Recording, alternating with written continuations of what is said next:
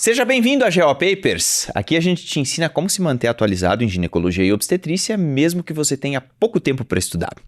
Eu sou o Jader Burtê. Eu sou a Marina Apostólico.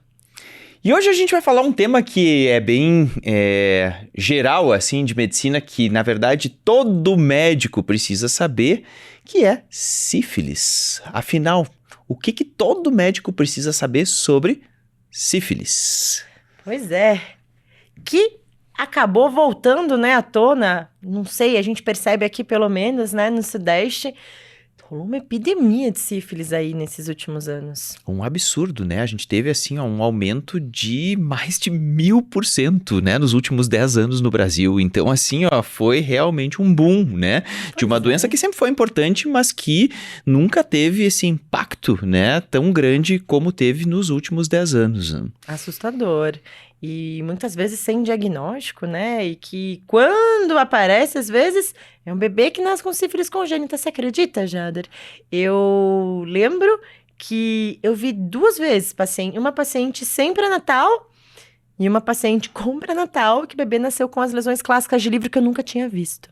E que falavam que era super raro e que quase ninguém nunca tinha visto. Eu falei, gente, não vi um, vi 2. Exatamente. Esse é uma das grandes preocupações, além de, claro, né, de todas as manifestações da doença, inclusive naqueles casos em que evolui, né, para demência, né? Sim. Mas, assim, a grande preocupação que a gente tem é a sífilis congênita, Com né? toda certeza. Eu vou aproveitar que a gente começou a se animar aqui no bate-papo falando de prevalência e tudo mais. Jader, você quer falar um pouquinho sobre o que é sífilis e quais são todos os meios de transmissão que podem acontecer? Então, a sífilis, ela é causada por uma bactéria, né, que é o Treponema pallidum, né, então eu sempre brinco que o nome da bactéria já diz como é que se pega, né, Treponema pallidum, então ela é uma espiroqueta que é sexualmente transmissível. Treponema pallidum. Então, ela é sexualmente transmissível e a gente sabe que existe a transmissão vertical também, né, que é aquela transmissão pela placenta, né, que a gente sabe que acontece e acontece bastante, né, ao longo da gestação. Então, o que a gente quer realmente é evitar que isso aconteça, porque vai ser aquela consequência mais desastrosa, assim, né, mais de impacto, né, que a gente acaba tendo. Por uma vida toda, né? Por uma vida toda. Né? Exatamente. E quais são os estágios dessa doença, assim? O que pode chamar a nossa atenção para a gente pensar em sífilis? Na verdade, assim, a sífilis ela é dividida, né, pelos estágios clínicos da doença sintomática. Mas por que eu falo sintomática? Porque é importante frisar que a maioria dos casos de sífilis são assintomáticos. Se a gente for pegar, assim, pacientes imunocompetentes, né, a maioria dos pacientes que têm sífilis, homens e mulheres, vão ser assintomáticos. Por isso que na prática a gente acaba fazendo muito mais diagnóstico laboratorial, né, do que diagnóstico da lesão clínica, né? E aí, o que acontece? Quando a paciente, né, o paciente tem a lesão clínica, ela vai ser dividida em estágios. A gente tem a sífilis primária, que é aquele cancro duro clássico, né? É uma lesão é uma úlcera genital que tem bordos elevados, é uma úlcera firme, né, com bordos elevados. O fundo da lesão é um fundo liso, né? Não tem secreção purulenta, não é aquela lesão com fundo úmido, né? E a grande característica é que não dói. É indolor. É indolor. Clássico do clássico. Mas às vezes, por ser indolor, às vezes a pessoa fala, será que é um pelo encravado? Será que eu machuquei? Será que cocei ali, né? Ou é aquela coisa, né? Como ela também some espontaneamente, Sim. né? Às vezes a pessoa pensa, então já tá sumindo, já tá desaparecendo, tá resolvido, tá tratado. Uma alergia. Exato. E aí o que acontece é que depois disso, né, mais ou menos em torno de 6 semanas a 6 meses, é que vem a sífilis secundária, que aí já tem toda aquela espiroquetemia, né, e aí a paciente já tem aí aquelas lesões dermatológicas clássicas, né, que são as roséolas ou sífilides, que pega tronco, né, e vai se espalhando, né, e a grande característica da lesão dermatológica é que ela pega a palma de mão e planta de pé, né, então... Clássico dos clássicos das provas. Exato, exatamente. Maravilha. E aí, acontece alguma outra coisa se ela não é diagnosticada e tratada nessa fase secundária? Então, o que que acontece, assim, as lesões, elas podem regredir, né, e elas acabam regredindo, às vezes pode até fazer algumas recorrências, né, mas elas regridem espontaneamente Uhum. e entra o período de latência, né, que a gente chama de sífilis latente, que aí a paciente não tem sintoma nenhum, né, e às vezes pode ter alguma outra manifestação de secundarismo, né, uma muito comum que a gente, ginecologista, pode ver são aquelas lesões genitais elevadas, né? Que tem a base plana, assim, que a gente chama de condiloma plano, ou condiloma lata, né? Que volta e meia, às vezes, o pessoal atende, às vezes eu tenho uns colegas que atendem, nossa, eu não sei o que essa paciente tem, me manda foto, né? E aí, eu sempre pergunto, tem diagnóstico de sífilis? Tem resultado de exame de sífilis? Não tem. É secundarismo de sífilis, né? O condiloma plano ou lata a pessoa confunde muito com condiloma de HPV, né? Super! E vou te falar mais, sabe, Jader? Eu acho que exatamente porque a gente viu muito e as pessoas não têm tanto o hábito de falar com clareza, não é igual um condiloma de HPV, que passa mesmo desapercebido no especialista. Então, talvez seja o tipo de imagem que vale a pena a gente estar sempre olhando. E mesmo quando eu estava montando algumas aulas, eu fui buscar imagens para poder colocar na minha aula, e tinha muito pouca coisa para a gente poder utilizar. Então, é um tipo de coisa que vale muito a pena a gente buscar e fotografar e ver no livro e tá sempre olhando na dúvida de alguma lesão, né? Com certeza, com certeza. Uhum. E às vezes dói, né? O condiloma plano Ai, às dói. vezes vai confluindo ali e dói, né? A paciente sente dor, então realmente é bem marcado assim, né? Quando a gente examina a paciente clinicamente. Então, passando aí o período de latência, ou mesmo no período de latência, a gente pode encontrar aí esse condiloma plano. E se Uhum. a gente não fez diagnóstico aí nesse período, tem alguma outra fase que a sífilis pode chegar? Sim, mas aí não são todos os pacientes, né? Cerca de 25%, um quarto dos pacientes Uhum. evoluem para sífilis terciária. Que aí realmente a gente tem aí, pode ter sífilis cardiovascular, né, que faz a aortite, pode ter goma, né, então Sim. assim, manifestações neurológicas, aí felizmente é 25% só dos pacientes, não são todos, Uhum. né, mas são complicações aí mais graves, né, que a gente pode ter. Ah, que a gente se preocupa também bastante em pacientes imunossuprimidos, né? Às vezes são esses que acabam evoluindo mais complicado. Eu lembro que a única sífilis terciária que eu vi, assim, pesada, tinha goma. E era um paciente que era imunossuprimidaço mesmo. E eu falei, nossa, isso existe. Isso ainda Uhum. existe. E a gente vê aí esse implemento de casos de sífilis por aí.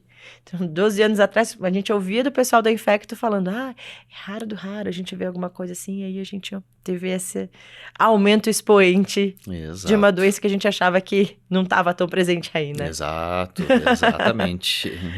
Esse treponema, hein? Tá certo, Jader. Legal. E existe alguma classificação quanto a tempo de doença quando a gente fala em sífilis, Jader? Sim, na verdade, eu vejo que existe um pouco de confusão na prática diária, né, em relação a isso, porque o pessoal confunde classificação de estágio clínico da doença, Uhum. que é primária, secundária, latente e terciária, com classificação quanto ao tempo. Classificação quanto ao tempo é outra coisa. É em relação a tempo que a paciente ou o paciente tem doença, né? Até um ano. Então, a sífilis recente é aquela sífilis de um ano, de até um ano de duração, né? A sífilis tardia é um ano ou mais. Então, se já tem um ano que aquela pessoa tem sífilis, a gente vai dizer que a partir daí, né, é sífilis tardia. Até um ano é sífilis recente. Só que a gente pode colocar os estágios clínicos da sífilis dentro dessa classificação quanto ao tempo. Uhum. Então, por exemplo, assim, a sífilis primária é recente, a Certo. secundária também é recente. E a latente até um ano de duração também é recente. Já a tardia engloba aí a sífilis terciária e a latente com mais de um ano, né? E a grande maioria dos casos que a gente vê na prática no dia a dia, que é duração ignorada, né? Exato. Não sabe, né? Imagina perguntar, você sabe quando que você se contaminou? Não sei, né? Na prática, né? Eu sempre digo, existe uma grande distância entre a teoria e a prática. Exato. Os pacientes não sabem dizer quando que se contaminaram, Não né? sabe. Então, realmente, a gente tem aí duração ignorada que entra dentro da sífilis tardia. Eu já fui questionada por uma paciente minha que eu dei o diagnóstico de sífilis. Mas quando foi? Quando foi? Eu preciso saber quando foi. Eu falei, minha querida, tem que ter algum exame que me mostre quando foi. Não tem.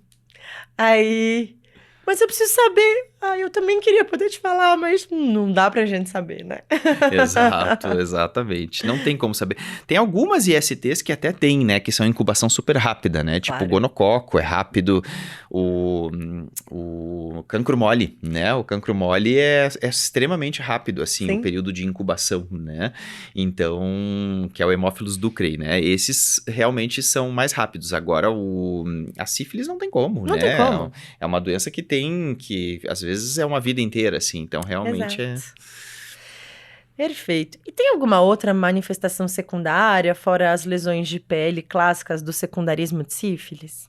Tem. Na verdade, o que pode acontecer? Na verdade, eu sempre digo que sífilis é aquela doença que pode dar tudo. É tipo lúpus, assim, né? Pode dar o condiloma plano, que a gente já falou. Sim. Pode dar alopécia, né? Alopécia. Então, alopécia é uma coisa que pode dar. Uhum. Pode dar madarose, né? Que é aquela rarefação de cílios e sobrancelhas, né? Outro tipo de manifestação que pode acontecer de secundarismo. E tem uma lesão que é muito clássica, assim, que a gente vê mais frequente até do que alopécia, madarose, que é aquela placa mucosa na região oral. Até, inclusive, na prova do TEGO de 2022, caiu uma paciente que mostrava a lesão da boca da paciente. Então, ela tinha uma placa mucosa, né? Na região mucosa, geralmente elas são placas mais acinzentadas, assim. E isso é secundarismo de sífilis também. Também é considerado como um secundarismo de sífilis. Pois é. Esse eu nunca vi. Dessa forma eu nunca vi. Só nas questões da prova do TEGO mesmo e nos estudos. Legal. Agora, eu sei que tem muita gente que confunde diagnóstico, né? Às vezes o rastreio, como que eu faço, quando que eu devo, qual tipo de exame que eu peço para poder bater martelo, o que é padrão ouro, o que é rastreio, o que é diagnóstico definitivo. Será que você consegue ajudar para todo mundo conseguir entender de uma vez por todas como que a gente vai fazer esse diagnóstico? Assim, na verdade, o diagnóstico por muitos anos, e ainda tem muita gente que prefere fazer, sempre começando pelo VDRL, né? Porque é um exame que a gente está super acostumado, né? Acho que é um exame muito popular, assim, né? No nosso país, a gente já está super acostumado a pedir ele, né? E aí, então, o pessoal gosta muito de pedir VDRL. O que é o VDRL? Ele é um teste não treponêmico, né? Ele não vai identificar os anticorpos específicos contra o treponema pálido, né? Então, o fato de não ser um teste treponêmico, né, já abre leque para a gente ter alguns falsos positivos. Sim. E esse é o problema do VDRL e dos testes não treponêmicos em geral, né? Que eles podem ter falsos positivos, especialmente doenças reumatológicas, fase aguda de viroses, hanseníase, a própria gestação, né? Às vezes pode positivar o VDRL em títulos baixos. Medicamentos, né? Medicamentos. Então, assim, para a gente resolver esse problema, o que o Ministério da Saúde colocou? Que o ideal é que a gente use o teste treponêmico para fazer o rastreamento, especialmente gestante, né? A gente está rastreando no pré-natal, usa o teste treponêmico e não mais o VDRL que a gente estava acostumado. O teste treponêmico, na verdade, é o teste rápido, né? Tem vários tipos, né? Tem o FTABS, tem aquele de hemaglutinação, que é o TPHA, mas o que é disponibilizado no SUS aqui no Brasil e que foi amplamente disponibilizado, a gente sabe que vários postos de saúde nas regiões mais distantes têm teste rápido para sífilis, né? Então, o teste rápido, ele é um teste treponêmico. Então, pensando que ele é um teste treponêmico, né, ele identifica anticorpos específicos contra o treponema pálido. Ele deve ser usado como método de rastreamento. E aí, o que acontece? Se o teste treponêmico está negativo, eu posso dizer para a paciente, pode ficar tranquila que você não tem sífilis. Agora, se o teste treponêmico está positivo, né, aí a gente só tem um probleminha dele, né? Que ele pode ser sífilis, né? Assim como ele pode ser que essa paciente tenha tido sífilis no passado, tenha tratado adequadamente e ele ficou positivo, porque 85% dos pacientes adequadamente tratados de sífilis vão ficar com teste treponêmico positivo para o resto da vida. né? Então, esse é o problema do teste treponêmico. Ele é muito bom quando ele dá negativo, né? Sim. O que é bom para rastreamento, é isso aí, né? Exame de Claro. rastreamento é isso aí, né? Então, assim, quando dá negativo, ótimo, excelente. Agora, quando ele dá positivo, ele pode ser sífilis, mas pode ser sífilis tratada. E às vezes se pega um paciente que não é bem informado, que não sabe te contar direito a história. Ah, sífilis, o que que era isso, né? Tipo assim... Ah, Ou uma às vez... vezes nem soube, aí teve uma amidalite e ganhou uma benzeta, né, Jader? Exatamente. Às vezes tratou por tabela, né? A sífilis. Então exatamente isso. Então, o teste treponêmico, ele tem esse problema de poder ser doença antiga, né?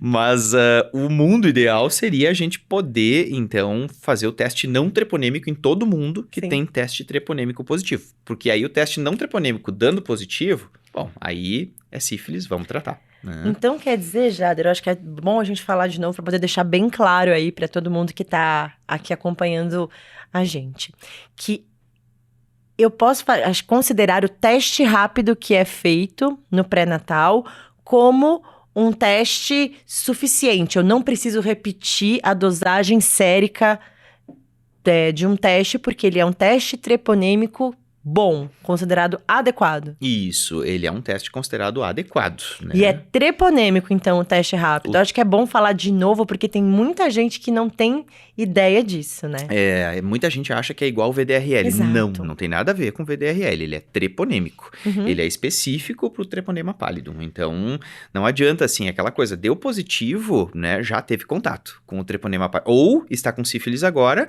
ou já teve contato no passado, né? Beleza. Não tem essa coisa de, não, tá positivo, pode ser que seja uma SAF, né, uma síndrome de fosfolípide. Não, né? Não.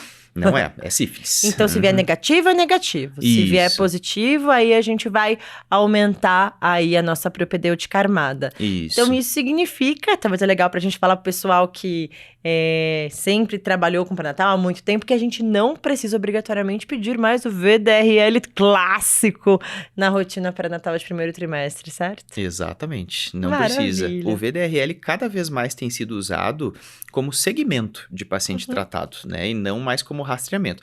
Mas também é aquela coisa, né? Mas eu sempre digo, uma coisa é o que está na diretriz e outra coisa é a medicina no lugar em que você está. Tem gente que eu já tive aluno que me procurou e disse, olha, Jader, eu não tenho teste rápido aqui. Por incrível que pareça, eu não tenho. Eu tenho VDRL. E mesmo assim demora um tempão. Assim, eu peço, o paciente volta 3 semanas depois com o resultado do VDRL, né? Ok. Então, use o que você tem, né? Tipo assim, não tem teste rápido, usa o VDRL. É melhor do que não usar nada, né? Mas se tem os dois disponíveis, VDRL e teste rápido, melhor você usar o teste rápido. Sucesso, acho que ficou super claro, né? E então, acho que a gente poderia falar um pouquinho. Numa paciente que apresentou um teste rápido treponêmico positivo, aí como que eu vou fazer? Eu vou pedir o VDRL para essa paciente, é isso? Para poder fazer diagnóstico diferencial entre uma sífilis ativa nesse momento ou uma sífilis já tratada? Então, na verdade, quando a gente tem um teste rápido positivo, né, o ideal seria que a gente pedisse o teste não treponêmico. Mas o que o Ministério da Saúde disse? Que eu achei genial isso que eles colocaram na diretriz, assim, achei que foi uma sacada muito boa. Porque a gente sabe as condições do país que a gente vive, né? A gente sabe que o paciente às vezes não volta, né? Às vezes demora para vir o resultado do exame, dependendo do lugar que você tá. Então, às vezes a gente perde tempo de tratar e pode ter consequências piores. Então, o que o Ministério da Saúde diz? Frente a um teste rápido positivo, né? Você vai tratar se for um paciente que te diz que é orientado, né? O famoso paciente Beg-Mucklock que a gente fala, né? É lúcido, orientado, coerente, sabe te dizer que nunca tratou sífilis na vida, né? Então, se o paciente sabe explicar direitinho que nunca tratou sífilis na vida, né? Aí a gente vai tratar com apenas um teste rápido positivo. Perfeito. Segundo grupo, gestante. Sempre trata. Gestante tem que tratar. Ah, mas pode ser que isso seja uma paciente que já tenha tratado no passado e ficou com o teste treponêmico. Ok, mas assim, ó, o overtreatment, ele definitivamente, se tratando de uma gestante, ele se justifica. Claro, né? claro. Então, assim, paciente que nega história prévia de tratamento, gestante. Paciente que foi vítima de abuso, né, de violência sexual, sempre trata com apenas um teste positivo, Claro. né?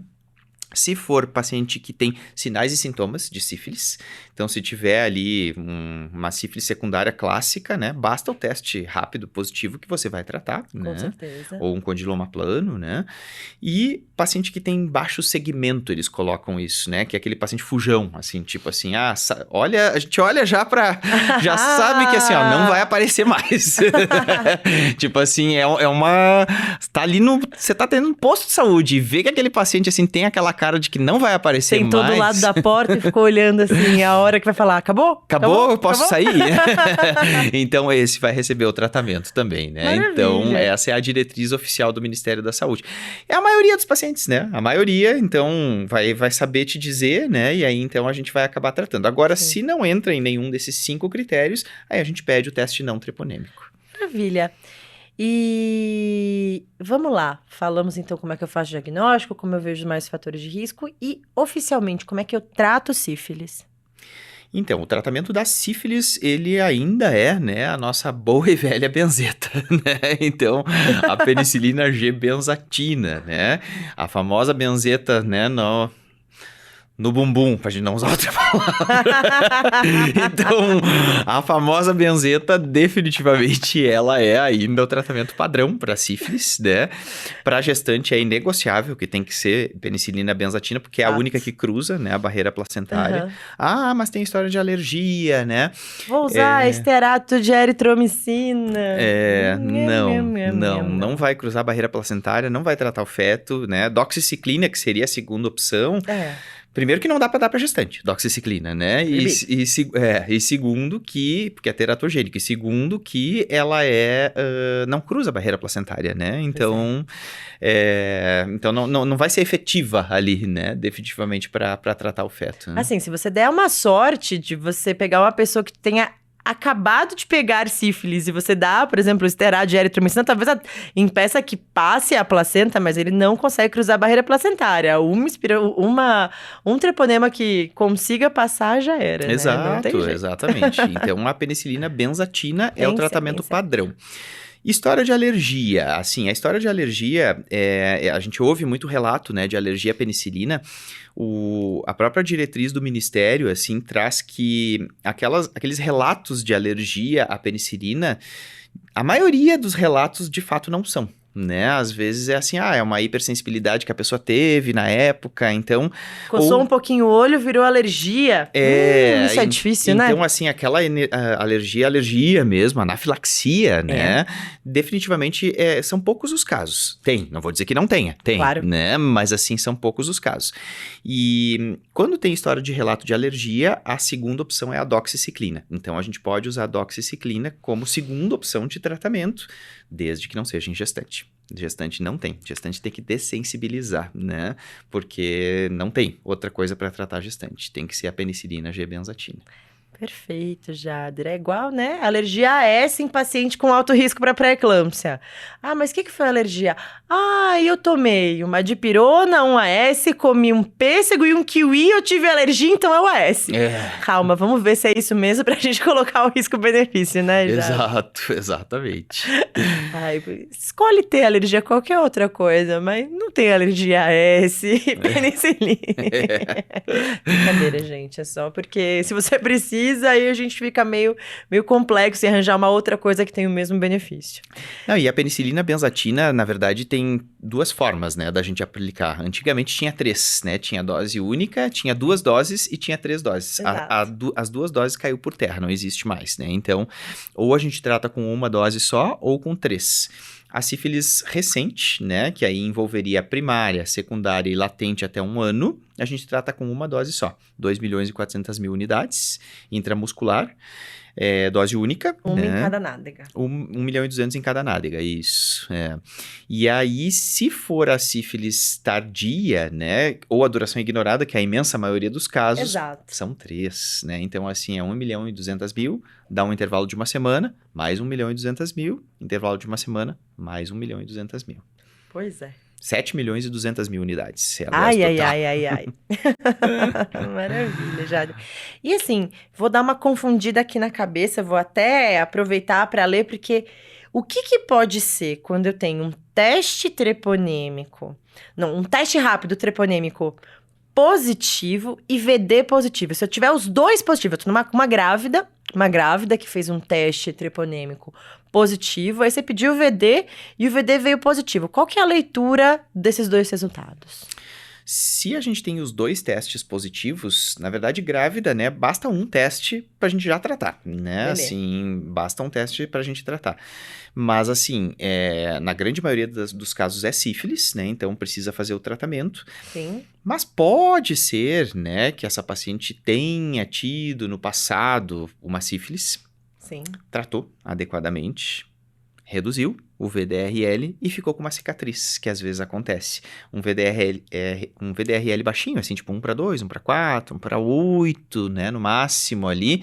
Ficou baixinho, mas ficou como uma cicatriz de um tratamento Sim. prévio. Só que é muito difícil da gente saber isso, a não ser que tenha registrado em prontuário e documentado, né? Então, na prática, ela acaba recebendo o tratamento de novo. Vamos lá. Outra pergunta. Se eu tenho um VDRL positivo, que é o teste não treponêmico, e aí eu peço o teste treponêmico para poder ver como que eu interpreto isso quando esse teste treponêmico vem negativo. Então, assim, resumindo, VDRL positivo, teste treponêmico negativo, o que pode ser? Quando o VDRL é positivo e o teste treponêmico, né, que seria o teste rápido, ou até um FTABS, né, que às vezes Sim. o pessoal pede, dá negativo, o teste rápido, definitivamente, o teste treponêmico é o que diz se a pessoa tem sífilis ou não, né? Então, se ele tá negativo, a pessoa não tem sífilis, né? A não ser que esteja ali na janela imunológica, que é muito no início, né? Mas, assim, um VDRL positivo com um teste treponêmico negativo é falso positivo do VDRL. E o que pode gerar um falso positivo de VDRL? Pode ser uma doença reumatológica, né? O principal são as doenças reumatológicas. Então, assim, síndrome antifosfolipídica, artrite reumatoide, lúpus, né? São grandes causas aí de alteração de VDRL, que é falso positivo, né? Doença infecciosa, virose, medicamento e realmente a gestação, né?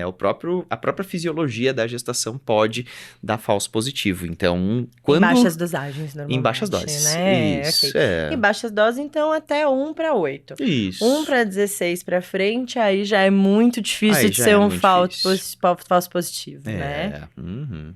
Beleza, perfeito, muito bem. Bom, se eu tenho, então, o teste rápido, eu acho só pra gente terminar, né? Eu sei que a gente já comentou isso, mas e no caso que eu tenho uma paciente que tem o teste rápido ou o teste treponêmico positivo e um VDRL negativo? Pra gente ter, assim, com clareza e pra terminar as possibilidades. Então, se ela tem o teste rápido positivo, né, e o teste não treponêmico, VDRL negativo, bom, se o teste rápido deu positivo é porque ou a pessoa está com sífilis agora, né, ou a pessoa já teve sífilis e tratou e ficou, né, com aquele teste treponêmico positivo pro resto da vida, que é 85% da população fica assim. Nesses casos, a gente tem uma grande possibilidade, né, de ter uma doença tratada. Porque o que acontece? A pessoa tratou sífilis, ficou com o teste treponêmico positivo e ela negativou o VDRL, porque o tratamento foi adequado, né? Ela nunca mais pegou sífilis, ficou negativo o VDRL. Então, esse é o cenário da doença tratada. Perfeito. Pode, eventualmente, mas é muito raro disso acontecer, né?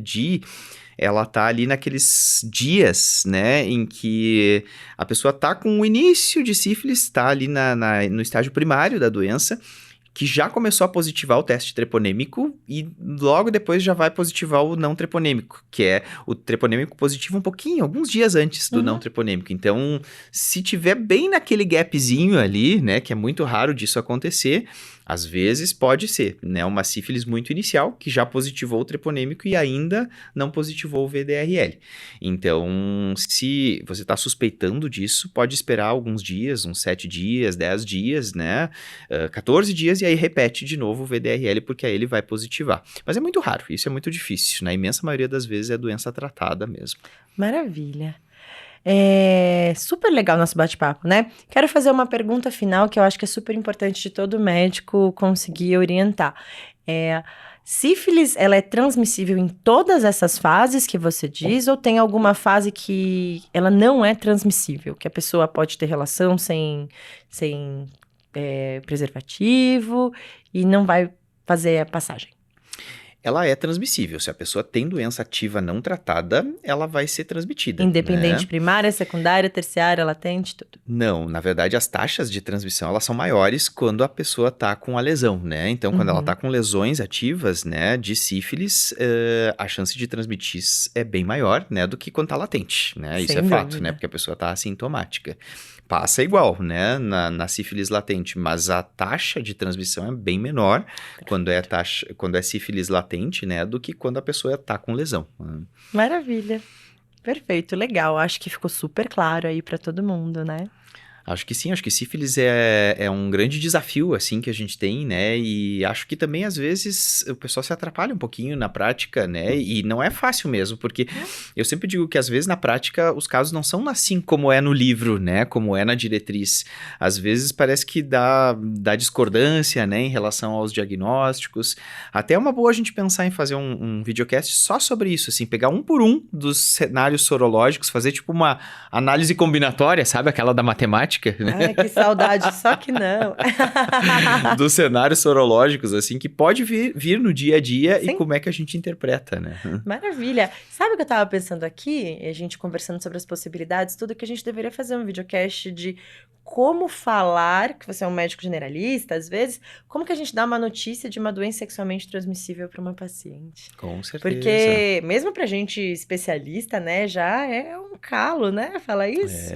Mas é uma outra coisa interessante, porque é difícil, às vezes a gente tem um pouco de medo de como a paciente vai receber, e às vezes a gente tem técnicas específicas da gente dar essa notícia, né? Acho que pode ser um outro tema legal de videocast. Já vamos deixar anotado aí, ó. Fechado. Combinado, já. Sempre um prazer nossos bate-papos aqui. Muito bom, eu que agradeço, foi ótimo.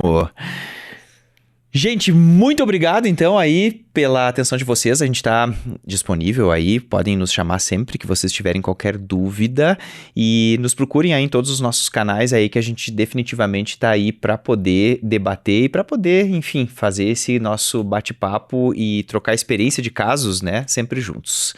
Muitíssimo obrigado. Valeu! Tchau, tchau!